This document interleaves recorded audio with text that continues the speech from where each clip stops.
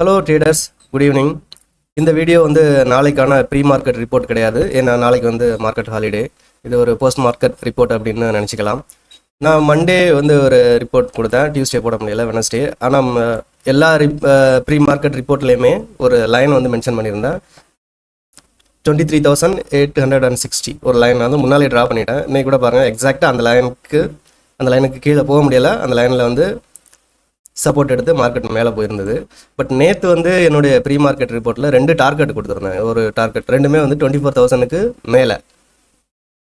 என்னுடைய ஐடியா படி இது அட்லீஸ்ட் ஃபஸ்ட் டார்கெட் ரீச் பண்ணணும், இல்லைன்னா செகண்டும் ரீச் பண்ணணும் அப்படின்னு எதிர்பார்த்தேன். நாளைக்கு மார்க்கெட் ஹாலிடே அப்படின்றதுனால மோஸ்ட் ஆஃப் த இன்ஸ்டிடியூஷன்ஸ் வந்து இன்னைக்கு பை பண்ணுறதுக்கு கொஞ்சம் தயங்குவாங்களா இருக்கும் மேபி. ஏன்னா குளோபல் டென்ஷனும் வந்து இந்த வார் அது மாதிரி நடந்துகிட்டு இருக்கிறதுனால மேபி தயங்குவாங்களா இருக்கும். ஏன்னா இன்னைக்கு நைட்டு ஒரு யூஎஸ் மார்க்கெட் நடக்க வேண்டியது இருக்குது, ப்ளஸ் நாளைக்கு நைட்டும் வந்து யூஎஸ் மார்க்கெட் ரன் ஆகும். ஸோ அதனால் மேபி தயக்கம் இருந்திருக்கலாம். ஸோ அதனால் இந்த டார்கெட் வர்றதுக்கான வாய்ப்பு இல்லாமல் இருந்தது. ஆனால் மென்ஷன் பண்ண இந்த 23,860 அதுக்கு கீழே வந்து மார்க்கெட் போக ட்ரை பண்ணல. இது வந்து ஸ்ட்ராங் சப்போர்ட் தான், இது கன்ஃபார்ம். இந்த சப்போர்ட்டை வந்து பிரேக் பண்ணணும் அப்படின்னா நாளைக்கோ இல்லை நாளைக்கு நைட்டு மறுபடியும் யூஎஸ் மார்க்கெட்லையோ வந்து ஏதாவது நடந்து மேபி அன்எக்ஸ்பெக்டட் ஈவெண்ட்ஸ் ஏதாவது வந்து வேணாலும் பிரேக் பண்ணலாமே ஒழிய இது வந்து ஒரு ஸ்ட்ராங் சப்போர்ட் தான். நான் ஆல்ரெடி ஒரு மண்டேலேருந்தே மென்ஷன் பண்ணியிருக்கேன். இன்னைக்கு கூட அது எக்ஸாக்டாக அதே சப்போர்ட் எடுத்துகிட்டு மேலே வந்து போயிருக்குது 23,860. உங்களில் பெரும்பாலானவர்கள் பெரும்பாலும் டெய்லி வந்து சார்ட் பார்த்துக்கிட்டு தான் இருப்பீங்க, ட்ரேட் எடுத்துக்கிட்டு இருப்பீங்க. ஸோ முன்னாலே மார்க்கெட்டை வந்து பார்த்து அட்லீஸ்ட் ஒரு ரஃப் ஐடியாவுக்கு வரணும் அப்படின்னு நீங்களே ட்ரை பண்ணலாம். ஒன்றும் பெரிய விஷயம் கிடையாது. அஃப்கோர்ஸ் மார்க்கெட்டை யாராலையும் 100% ப்ரிடிக்ட் பண்ணவே முடியாது. அதை மட்டும் ஞாபகம் வச்சுக்கோங்க. நீங்கள் ரெகுலராக ஏதாவது இண்டிகேட்டர்ஸ் யூஸ் பண்ணுறீங்க, லைக் RSI, MACD ஒரு வாட் எவர் எதை வேணாலும் இண்டிகேட்டரை யூஸ் பண்ணி பண்ணுறீங்க அப்படின்னா உங்களுக்கான ஒரு ரூல்ஸ் வச்சுக்கிட்டு அதை ஃபாலோ பண்ணுங்கள். அதில் ஒன்றுமே தப்பு கிடையாது. ஆனால் கன்சிஸ்டண்ட்டாக ட்ரேட் பண்ணணும், நம்மளுடைய ரூல்ஸையும் கன்சிஸ்டண்ட்டாக ஃபாலோ பண்ணணும். ஓவர் ட்ரேடிங் பண்ணக்கூடாது. ஸ்டாப் லாஸ் ஹிட் ஆயிடுச்சு, அவ்வளோதான், முடிஞ்சு போச்சு. அதுக்கு மேலே வந்து நம்ம அங்கே யோசிக்கவே தேவையில்லை. ஒரே ஒரு சின்ன விஷயம் வந்து சொல்கிறேன். நம்ம பெரும்பாலும் எல்லாம் ஏதாவது ஒரு இண்டிகேட்டரையோ இல்லை டிராயிங் டூலையோ யூஸ் பண்ணிகிட்டு இருப்போம். நம்மளில் பெரும்பாலானவங்க திங்க் பண்ணாத ஒரு விஷயம் இந்த ஸ்டாப் லாஸ் ஹண்டிங் அப்படின்ற ஒரு விஷயத்தை வந்து யாரும் ரொம்ப அதில் ஃபோக்கஸ் பண்ணுறதில்ல. மார்க்கெட் வந்து டிசைட் பண்ணியாச்சு by big player. For example இங்கேருந்து இங்கே வரணும், இங்கே போகணும், எங்கே மூவ் ஆகணும்னு டிசைட் பண்ணாலுமே இன் பிட்வீன் இதுக்கு நடுவில் உள்ள ஸ்டாப் லாஸ் எல்லாம் எடுக்காமல் மார்க்கெட் வந்து மூவ் ஆகவே ஆகாது. ஐ மீன் நம்மளை மாதிரியான ரீட்டைல் ட்ரேடர்ஸ் இந்த பிக் மூவ்மெண்ட்டில் வந்து பார்ட்டிசிபேட் பண்ணவே முடியாது. ஏன்னா ஸ்டாப் லாஸ் ஆர்டரை ஹண்ட் பண்ணிட்டு தான் வந்து மார்க்கெட் மூவ் ஆகும். ஸோ நம்ம வந்து பெரும்பாலும் டே ட்ரேடர்ஸ் அந்த ரேஞ்சில் இருக்கும்போது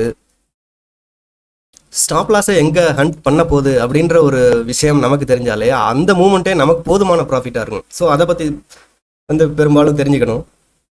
ஸோ ஸ்டாப் லாஸ் ஹண்டிங் அப்படின்றது வந்து ஒரு சின்ன சப்ஜெக்ட் இல்லை, அது வந்து ஒரு பெரிய சப்ஜெக்ட். அதை பற்றி ஒரு வீடியோ பண்ணணும்னா மேபி 1 ஹவருக்கு மேலே பண்ணலாம். ஒரு சின்ன எக்ஸாம்பிள் ஒன்று சொல்கிறேன். ஃபார் எக்ஸாம்பிள், நம்ம இங்கே வந்து ஒரு கால் ஆப்ஷன் வாங்குகிறோம். நம்மளோட ஸ்டாப் லாஸ் இங்கே வந்து ஃபிக்ஸ் பண்ணியாச்சு. ஆல்ரெடி ப்ரோக்கர்கிட்ட வந்து நம்மளோட டெர்மினல்லையே வந்து ஸ்டாப் லாஸ் ஆர்டரை ப்ளேஸ் பண்ணிட்டோம். ப்ரோக்கர் என்ன பண்ணுவாங்க, இம்மீடியட்டாக அந்த ஸ்டாப் லாஸ் ஆர்டரை வந்து எக்ஸ்சேஞ்சுக்கு அனுப்புவாங்க, NSEக்கு அனுப்பிச்சிடுவாங்க.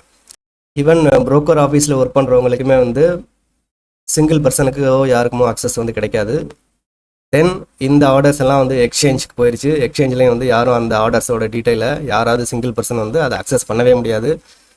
ரொம்ப ரிஜிட்டான rules and highly complicated system. அதனால் வந்து நம்ம ஒரி பண்ண தேவையில்லை, நான் இங்கே ஸ்டாப் லாஸ் வச்சுட்டேன், இது யாருக்காவது தெரிஞ்சிருமோ, அதனால் மார்க்கெட் ரிட்டர்ன் வருமோ அப்படின்னு. As per Indian trading system, as per SEBI regulation, அதுக்கு வந்து வாய்ப்பே இல்லை, 100% சேஃப். வேறஸ் யூஎஸ்ஏலாம் பார்த்தீங்கன்னா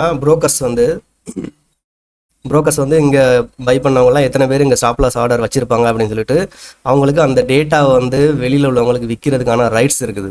அந்த மாதிரி ப்ரோக்கர்ஸ் தான் வந்து யூஎஸில் வந்து டிஸ்கவுண்ட் ப்ரோக்கர் அப்படின்னு சொல்லுவாங்க. அங்கே வந்து டிஸ்கவுண்ட் ப்ரோக்கர்ஸ் என்ன பண்ணுவாங்க, இந்த டேட்டாவெல்லாம் எடுத்து வெளியில் வந்து விற்றுருவாங்க. அது வந்து அங்கே லீகல். நம்ம செபி மாதிரி அங்கே வந்து SEC ஒன்று இருக்குது. ஸோ அவங்க வந்து அதை லீகலைஸ் பண்ணியிருக்காங்க. பட் நம்ம இந்தியாவில் அந்த ப்ராப்ளமே கிடையாது. நம்ம எவ்வளோ ஸ்டாப் லாஸ் ஆர்டர் இங்கே வச்சுருக்கிறோம், எத்தனை பேர் வச்சுருக்காங்க அப்படின்ற டேட்டா யாருக்குமே போகாது. ஆனால் இந்த கரண்ட் சொஃபிஸ்டிகேட்டட் டெக்னாலஜி, கம்ப்யூட்டர்ஸ் இதெல்லாம் வச்சு இந்த ஆக்சுவல் டேட்டாவை யார்கிட்ட இருந்து வாங்கணும்னு அவசியம் இல்லை. ஆல்மோஸ்ட் ஒரு அப்ராக்சிமேட்டாக இவ்வளோ SL ஆர்டர் இருக்கலாம் அப்படின்னு சொல்லிட்டு இந்த HFT அப்படின்னு சொல்லுவாங்க, ஹை ஃப்ரீக்வன்சி ட்ரேடர்ஸ், அவங்களுடைய ஜாபே வந்து ஜஸ்ட் ஒரு ட்ரேட் எடுக்கிறது, ஒரு 5 பைசா 10 பைசா ப்ராஃபிட்டில் வெளில வருது, அந்த மாதிரி மில்லியன்ஸ் ஆஃப் ட்ரேட் எடுப்பாங்க அவங்க. ஸோ அந்த மாதிரி ஹைலி சொஃபிஸ்டிகேட்டட் டெக்னாலஜி வச்சு அவங்க வந்து ஒரு அப்ராக்சிமேட்டாக எவ்வளோ எஸ்எல் ஆர்டர் இங்கே இருக்கலாம் அப்படின்னு அவங்களால கண்டுபிடிக்க முடியும். ஃபார் எக்ஸாம்பிள் ஒரு 1000 ஆர்டர்ஸ் செல் ஆர்டர் இங்கே போட்டோன்னா, போட்ட உடனே அந்த செல் ஆர்டர் 1000 ஆர்டர்ஸ் போட்டதுக்கப்புறம் மார்க்கெட்டோட மொமெண்டம் எப்படி இருக்குது. ஸோ மொமெண்டம் ரொம்ப அதிகமாக இருந்ததுன்னா இங்கே வந்து செல் ஆர்டர்ஸ், ஸ்டாப் லாஸ் ஆர்டர்ஸ் நிறையா இருக்குது. அதை ஒரு அப்ராக்சிமேட்டாக வந்து ஜட்ஜ் பண்ண முடியும். ஸோ எப்போவுமே நம்ம வந்து ஒரு அடுத்த நாளுக்கான ப்ரெடிக்ஷன் பண்ணும்போது இந்த ஸ்டாப் லாஸ் ஹண்டிங் எங்கெங்கே நடக்கிறதுக்கான சான்சஸ் இருக்குது அதையும் வந்து ஒரு பார்ட்டாக எடுத்துக்கணும். அது இல்லாமல் நம்ம நிறையா டேட்டா யூஸ் பண்ணுறோம், பட் ஸ்டாப் லாஸ் ஹண்டிங் அப்படின்றது ஒரு முக்கியமான part. So SL orders, stop loss orders எந்த இடத்துல எவ்வளோ இருக்குது அப்படின்ற டேட்டா யாருக்குமே கிடைக்காது கன்ஃபார்ம். ஹெச்எஃப்டி ஃபார்ம்ஸ், இன்ஸ்டிடியூஷன்ஸ், அவங்களுக்கு ரஃபாக ஒரு ஐடியா கிடைக்க முடியும். ஏன்னா அவங்கள்ட்ட வந்து நிறையா ஆர்டர் பிளேசிங் பவர் இருக்குது. டக்குன்னு ஒரு பஞ்ச் ஆஃப் ஆர்டர் நிறையா ஒரு 1000 லாட் 10,000 லாட் ஆர்டர் பிளேஸ் பண்ணிவிட்டு மார்க்கெட் எவ்வளோ மொமெண்டம் கொடுக்குது அப்படின்னு பார்த்துட்டு ஈவன் அந்த ஆர்டர் அவங்க கேன்சல் கூட பண்ணிக்கலாம். அவங்க அது எல்லாத்தையும் எக்ஸிக்யூட் பண்ணணும்னு அவசியம் இல்லை. ஸோ இன்ஸ்டிடியூஷனுக்கு வந்து அந்த பவர் இருக்குது. ரஃபாக ஒரு ஐடியா கிடைச்சிரும், ஓகே இந்த இடத்துல இவ்வளோ எஸ்எல் இருக்கலாம் அப்படின்ற ஐடியா கிடைக்கும். ஆனால் ரீட்டைலர்ஸ், நம்மள மாதிரி ஆளுங்களுக்கு என்ன பவர் இருக்குது? Only observation power. இது வந்து உடனே வந்துடாது, த்ரூ எக்ஸ்பீரியன்ஸ். கண்டினியூஸாக நம்ம வந்து மார்க்கெட்டை வந்து மானிட்டர் பண்ணிக்கிட்டே இருக்கும்போது அந்த எக்ஸ்பீரியன்ஸ் கண்டிப்பாக நமக்கு கிடைக்கும். ஏன்னா நம்ம வந்து ஹண்ட் பண்ண most of the stop loss orders வந்து ரீட்டைலர்ஸோட தான். ஸோ நம்மளும் ஒரு ரீட்டைலர் அப்படின்னா நம்மளுடைய மைண்ட் செட் எப்படி இருக்குமோ அது மாதிரி தானே எல்லாரோடையும் இருக்கும். ஸோ ஒருத்தர் இங்கே எடுத்துகிட்டு பாசிபிளி எங்கே வந்து ஸ்டாப் லாஸ் ஆர்டர் வைக்க போகிறாரு. ஸோ அந்த ஐடியாவுக்கு நம்ம வந்து ஒரு அப்ராக்சிமேட்டாவோ ஆல்மோஸ்ட் நியராக வந்து வந்துட முடியும். ஸோ இது வந்து ஒரு one of the part market prediction. நாளைக்கு என்ன நடக்கும், எந்த இடத்துல வந்து சப்போர்ட் எடுக்கலாம், எந்த இடத்துல வந்து ரெசிஸ்டன்ஸ் எடுக்கலாம் அப்படின்றதுக்கு நம்ம யூஸ் பண்ணுற டேட்டாவில் இந்த ஸ்டாப் லாஸ் ஹண்டிங் அப்படின்ற ஒரு கான்செப்டையும் வந்து கண்டிப்பாக நம்ம ஆட் பண்ணிக்கணும். அது வந்து ரொம்ப யூஸ்ஃபுல். ஃபார் எக்ஸாம்பிள் நான் 15 மினிட் டைம் ஃப்ரேமுக்கு வந்து மாற்றிக்கிறேன். ஓகே, கொஞ்சம் வைடராக தெரியும் பார்த்துக்கோங்க.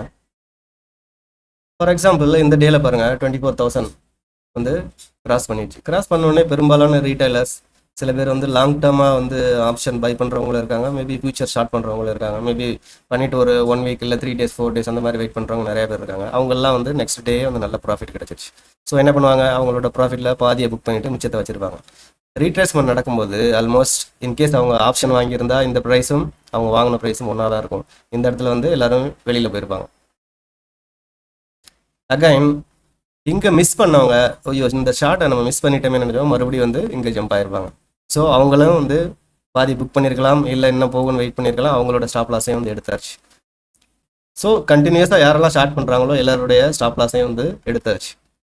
யாருமே வந்து இங்கே இந்த 24,000 நம்பி ஸ்டார்ட் பண்ணவங்க இப்போ வந்து ரொம்ப கம்மியாயிட்டாங்க. அதே same time big hand institution, அவங்க வந்து அவங்கள்ட்ட நிறைய ஆர்டர்ஸ் இருக்குது, செல் பண்ண வேண்டிய செல் ஆர்டர்ஸ் நிறையா இருக்குது. ஸோ இங்கே அவங்க ஸ்டார்ட் பண்ணாங்க, மறுபடி 24,000 அந்த ரேஞ்சில் வந்து ஸ்டாக்கை வந்து விற்கணும், மீன்ஸ் நிஃப்டி 50 ஸ்டாக், அவங்கள்ட்ட எந்த ஸ்டாக் வேணா இருக்கலாம், அதை விற்கணும் அப்படின்னு நினைக்கிறவங்க இங்கே இப்போ வரைக்கும் விற்று முடிச்சாங்க. மறுபடியும் இந்த லோ ப்ரைஸில் விற்க மாட்டாங்க, மறுபடியும் விற்றுட்டாங்க, அப்புறம் மறுபடியும் வரும்போது விற்றுட்டாங்க. ஸோ இந்த செல் யாரெல்லாம் வந்து இன்ஸ்டிடியூஷன் இங்கே செல் பண்ணணும்னு நினச்சாங்களோ 24,000 அந்த ரேஞ்சில், அவங்களுக்கு வந்து 1 சான்ஸ் 2 சான்ஸ் 3 4 5 சான்ஸ் இவ்வளோ சான்ஸ் கிடைச்சாச்சு. ஸோ அவங்களும் வந்து எக்ஸாஸ்ட் ஆகிட்டாங்க. இன்ஸ்டிடியூஷனை வந்து செல் பண்ணணும் அப்படின்றவங்க எக்ஸாஸ்ட் ஆகிட்டாங்க. ஸோ இன்ஸ்டிடியூஷன் அவங்க வேலையை முடிச்சாச்சு. ரீட்டைலர்ஸ் வந்தவங்க கொஞ்சம் பேர் ப்ராஃபிட் புக் பண்ணாங்க, சில பேரோட ஸ்டாப் லாஸ் ஹிட் ஆயிடுச்சு. ஸோ இந்த இடத்துல அடுத்து நான் வந்து ஐ திங்க் இது மண்டே நினைக்கிறேன், இந்த லைனை ட்ரா பண்ணதுக்கான முக்கியமான காரணம் இன்ஸ்டிடியூஷன் இந்த லைனுக்கு இங்கே தான் வந்து ஹெவியாக செல்லிங் ஸ்டார்ட் பண்ணாங்க. ஆனால் அவங்களுடைய அந்த ஃபோர்ஸ் வந்து கம்மியாயிடுச்சு. ஸோ இந்த லைனுக்கு வந்தால் அவங்க இன்ஸ்டிடியூஷனுக்கு விற்க வேண்டிய அவசியம் இல்லை. அதே சேம் டைம் ரீட்டைலர்ஸ் யாரெல்லாம் வந்து 24,000 கீழே வந்து விற்போம் அப்படின்னு ட்ரை பண்ணவங்க, அவங்க எல்லாருடைய ஸ்டாப் லாஸையுமே வந்து அகைன் அண்ட் அகைன் எடுத்துருச்சு. பாதி பேர் ப்ராஃபிட்டும் பண்ணிட்டாங்க. ஸோ இந்த லைனுக்கு கீழே வந்து இப்போ எஸ்எல் எதுவுமே கிடையாது. இன்ஸ்டிடியூஷன் இனிமேல் யாரெல்லாம் வாங்கணும்னு நினைக்கிறாங்களோ அவங்க வாங்குறதுக்காக ட்ரை பண்ணாங்க. அதனால தான் அந்த ஃபர்ஸ்ட் டே செகண்ட் டேல 24,000 பிரேக் பண்ணி டெசிசிவா 20 ஒரு லைன் மென்ஷன் பண்ணியிருந்தேன். அந்த இடத்துல 24020 அந்த லைன் மென்ஷன் பண்ணியிருந்தேன். அந்த இடத்துல ஸ்டக் பண்ணிச்சு, பட் மறுபடியும் பிரேக் ஆயிடுச்சு. இப்போ சிச்சுவேஷன் என்னன்னா வந்து இன்ஸ்டிடியூஷன் லெவலில் வந்து பையர்ஸ் ரெடியாக இருக்காங்க வாங்குறதுக்கு. இது ப்ராப்ளம் வந்து ஏற்கனவே செல் பண்ண ரீட்டைலர்ஸ் போயிட்டாங்க. இப்போ என்ன ப்ராப்ளம்னா ரீட்டைலர்ஸும் வந்து இதில் ஜம்ப் பண்ணுறாங்க. 24,000 மேலே போயிடுச்சு, ஸோ இனிமேல் நம்மளும் வாங்கலாம் அப்படின்னு சொல்லி வாங்குறாங்க. ஸோ அவங்களோட எஸ்எல் தான் இங்கே எடுத்துருக்குது. அதே மாதிரி இந்த லைன் மென்ஷன் பண்ணியிருந்தா இங்கே வரைக்கும் வந்தது. ஸோ நெக்ஸ்ட் வந்து என்ன நடக்கும் அப்படின்ட்டு நாளைக்கு மார்க்கெட் ஓப்பன் ஆனால் ஓரளவு ப்ரிடிக்ட் பண்ண முடியும். ஆனால் நாளைக்கு மார்க்கெட் ஓப்பன் ஆகலை. அதுக்குள்ளே குளோபல் ஈவெண்ட்ஸ் ஏதாவது நடந்தால் மேபி சேஞ்சஸ் நடக்கலாம். அதனால் மேபி நாளைக்கு ஈவினிங் ப்ரெடிக்ஷன் மாதிரியான ஒரு வீடியோ வந்து போடலாம். இப்போதைக்கு வந்து இன்ஸ்டியூஷன் பை பண்ணுறதுக்கு தயாராக இருக்காங்க. இன்கேஸ் குளோபல் சென்டிமெண்ட் எல்லாம் ஓகே இருந்தால். இங்கே கீழே வந்து ஸ்டாப் லாஸ் ஆர்டர்ஸ் கிடையாது. இந்த இந்த மொமெண்டமில் வந்த பையர்ஸ், ரீட்டைல் பையர்ஸ் எடுக்கிறதுக்காக தான் நேற்று வந்து லோ வந்தது, இன்றைக்கி வந்து 2 டைம் லோ வந்தது வந்து இந்த பையர்ஸை வந்து எடுக்கணும் அப்படின்றதுக்காக. ஸோ அடுத்ததான் நாளை மறுநாள் மார்க்கெட் ஓப்பன் ஆகும்போது எந்த பையர்ஸுக்கும் சான்ஸே கிடைக்காதபடி 24,000க்கு மேலே ஓப்பன் ஆகிறதுக்கு வாய்ப்பு இருக்குது. ஸோ அப்போ யாரும் ரீட்டைலர்ஸ் வந்து நம்ம மோஸ்ட் ரீட்டைலர்ஸ் நம்ம போக முடியாது. அதாவது நமக்கு இங்கே சான்ஸ் கொடுத்து மறுபடியும் மேலே வர்றதுக்கான வாய்ப்புகள் ரொம்ப கம்மி. நமக்கு சான்ஸே இல்லாமல் மேலே தான் ஓப்பன் ஆகும். ஸோ இது ஒரு பெரிய சப்ஜெக்ட். இதை பேசணும்னா ரொம்ப நேரம் வீடியோ ரொம்ப பெருசாக போகும். இந்த ஸ்டாப் லாஸுக்காகவே ஒரு தனியாக ஒரு 1 hour வீடியோ போட முடியும். எந்தெந்த மாதிரி சீன்ஸில் அது நடக்கும், நிறைய எக்ஸாம்பிள் இருக்குது. ஸோ அதை மேபி அப்புறம் டிஸ்கஸ் பண்ணலாம். பட் இது வந்து ஜென்ரலாக ஒரு போஸ்ட் மார்க்கெட் ரிப்போர்ட் மாதிரி இதை இது பண்ணிக்கலாம். Okay, thanks.